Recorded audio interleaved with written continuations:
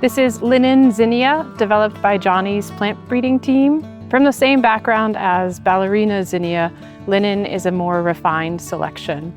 It offers a higher degree of uniformity in color palette and bloom shape, with the primary benefit being that linen has a much higher percentage of these full dahlia-shaped blooms with a really small percentage of cactus-shaped blooms.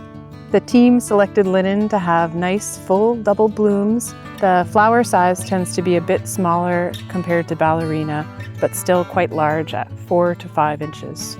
We named this variety linen for its clean, neutral color palette that you might describe as oatmeal or cream with a pale pink or peach cast.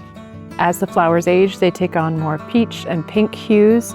We're in a seed production field here with lots of older flowers, so we can see what that looks like. We're proud to offer this Bred by Johnny's variety and hope that it provides you something unique for your farm or garden.